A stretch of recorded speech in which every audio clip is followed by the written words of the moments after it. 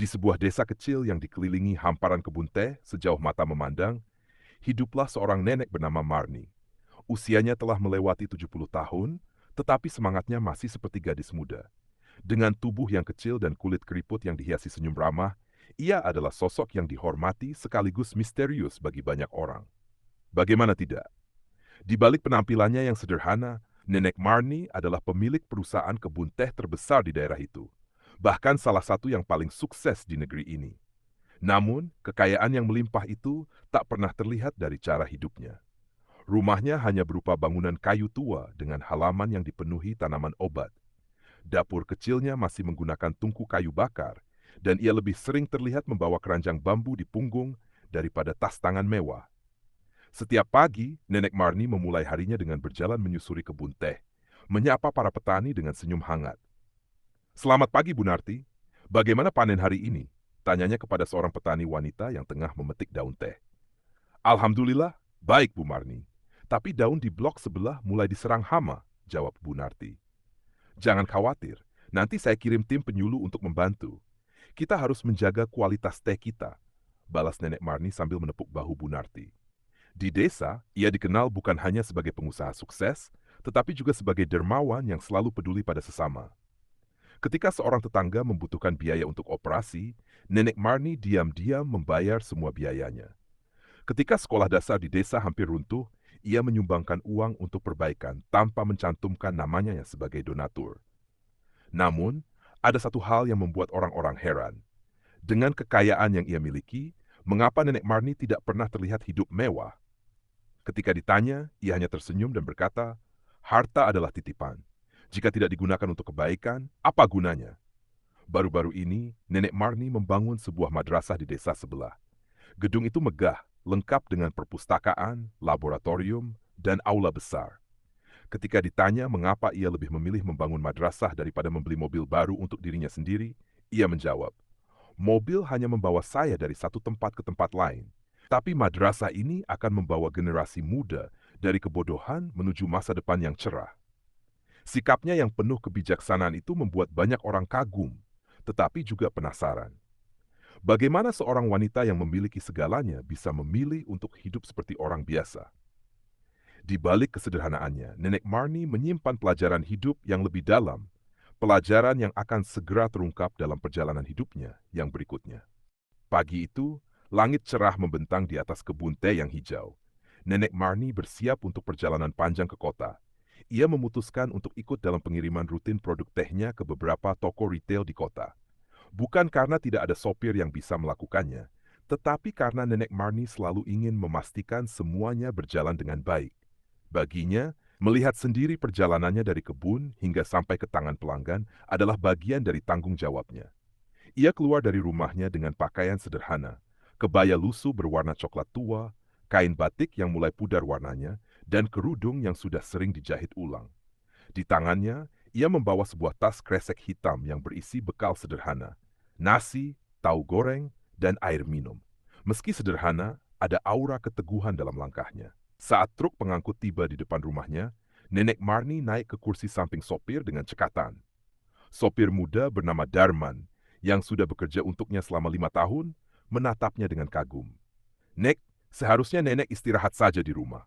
Perjalanan ke kota itu melelahkan," kata Darman.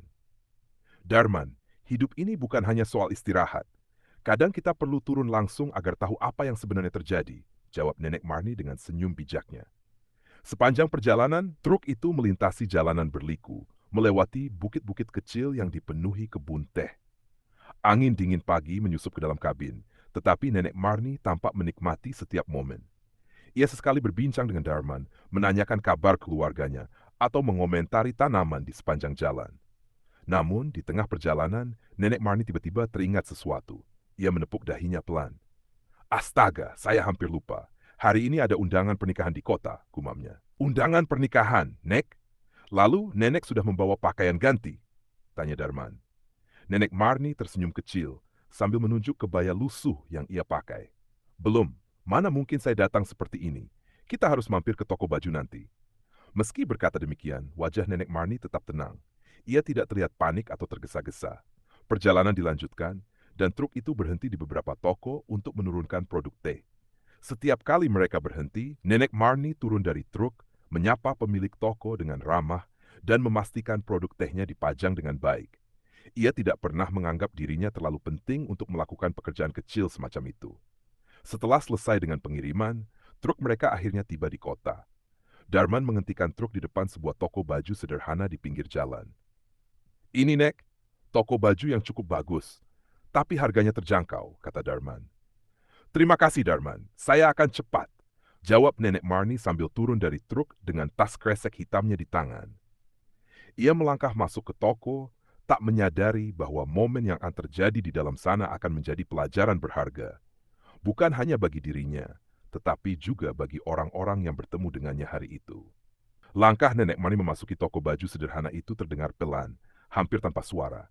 Mata tuanya memandang rak-rak pakaian dengan penuh minat, mencari sesuatu yang pantas untuk dipakai ke acara pernikahan. Toko itu tidak besar, tetapi cukup nyaman dengan deretan kebaya dan kain yang tertata rapi. Namun, suasana hangat itu segera berubah ketika seorang pegawai muda menghampirinya. Pegawai perempuan itu, seorang wanita muda dengan seragam rapi dan wajah penuh make-up, berhenti sejenak untuk menilai sosok Nenek Marnie. Kebaya lusuhnya, sandal jepit yang mulai aus, serta tas kresek hitam yang ia bawa, tampaknya tidak sesuai dengan standar pelanggan yang biasanya datang ke toko tersebut. "Maaf, Bu," kata pegawai itu, suaranya terdengar dingin. "Barang di sini mahal-mahal. Kalau hanya mau lihat-lihat, lebih baik ke toko lain saja." Nenek Marnie terdiam. Kata-kata itu seperti pukulan, tetapi ia tetap berdiri dengan tenang, tanpa menunjukkan rasa tersinggung. Ia tersenyum lembut dan menjawab, "Saya hanya mencari baju yang sederhana untuk acara pernikahan, Nak. Tidak apa-apa, saya akan lihat-lihat dulu." Namun pegawai itu hanya memutar matanya dengan sikap malas. Ia kembali ke meja kasir, berbisik kepada rekannya sambil melirik Nenek Marnie. "Orang seperti itu ngapain masuk sini? Pasti nggak mampu beli apa-apa, cuma bikin capek saja." Bisikan itu cukup keras untuk didengar oleh beberapa pelanggan lain di toko. Mereka mulai melirik Nenek Marnie dengan tatapan yang tidak ramah, seolah-olah ia benar-benar tidak pantas berada di sana. Tapi Nenek Marnie tidak peduli. Ia terus memilih-milih pakaian dengan tenang. Matanya penuh perhatian setiap kali melihat kebaya yang tergantung rapi. Akhirnya, ia menemukan sebuah kebaya sederhana berwarna merah marun dengan motif bunga kecil. Kebaya itu terlihat cantik namun tidak mencolok, tepat seperti yang ia cari. Dengan langkah pelan, ia membawa kebaya itu ke meja kasir. Pegawai yang tadi mencemoohnya berdiri di balik meja, memasang ekspresi tidak sabar. "Berapa harganya, Nak?" tanya Nenek Marnie lembut. "500.000," jawab pegawai itu cepat, suaranya masih terdengar sinis. Nenek Marnie mengangguk. Ia meletakkan kebaya itu di atas meja dan membuka tas kresek hitam yang ia bawa. Pegawai itu awalnya tidak peduli, tetapi matanya membelalak saat melihat isi tas itu, tumpukan uang tunai yang terlipat rapi. Jumlahnya lebih dari cukup untuk membeli semua barang di toko tersebut. Dengan tenang, Nenek Marnie mengambil beberapa lembar uang dan menyerahkannya kepada pegawai itu. "Ini uangnya. Apakah saya perlu menghitungnya bersama Anda?" tanyanya lembut. Pegawai itu terdiam, wajahnya memerah karena malu. Mulutnya terbuka, tetapi tidak ada kata-kata yang keluar. Pelanggan lain yang tadi memandang rendah Nenek Marnie juga terpana. Suasana toko berubah menjadi hening, kecanggungan melingkupi semua yang ada di sana. Melihat reaksi mereka, Nenek Marnie tersenyum kecil. Ia menatap pegawai itu dengan pandangan penuh pengertian. "Nak, saya tidak marah dengan apa yang kamu katakan tadi. Tapi ingatlah satu hal, jangan pernah menilai seseorang hanya dari penampilannya. Penampilan tidak selalu mencerminkan siapa kita sebenarnya." Pegawai itu menunduk, air mata mulai menggenang di matanya. "Saya mohon maaf, Nek. Saya tidak seharusnya bersikap seperti itu. Saya benar-benar malu pada diri saya sendiri." Nenek Marnie mengangguk, lalu berkata, "Tidak apa-apa, Nak. Kita semua pernah melakukan kesalahan. Yang penting adalah bagaimana kita belajar darinya dan menjadi lebih baik." Setelah membayar kebaya itu, Nenek Marnie melangkah keluar dari toko dengan tenang. Wajahnya tak penuh senyum, seolah tidak ada apa-apa yang terjadi. Dalam toko, pelajaran besar telah ditinggalkan. Pegawai itu bersama pelanggan lain belajar bahwa kekayaan sejak tidak terlihat dari penampilan, tetapi dari hati yang penuh kebijaksanaan. Dengan kebaya merah marun yang baru dibeli, Nenek Marnie tiba di gedung tempat acara pernikahan berlangsung. Gedung itu dihiasi lampu gantung yang megah, bunga-bunga segar, dan kain putih yang melambai lembut di setiap sudutnya. Tamu undangan datang dengan pakaian yang rapi dan mewah, tetapi Nenek Marnie tetap sederhana.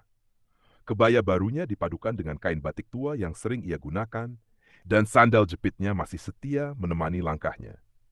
Begitu masuk, Nenek Marnie disambut hangat oleh keluarga pengantin. Mereka mengenalnya bukan hanya sebagai pemilik kebun teh terbesar, tetapi juga sebagai seorang dermawan yang telah membantu banyak orang di desa. Kehadirannya membuat suasana semakin meriah, dan banyak tamu yang datang menghampirinya untuk sekadar berbincang atau meminta nasihat.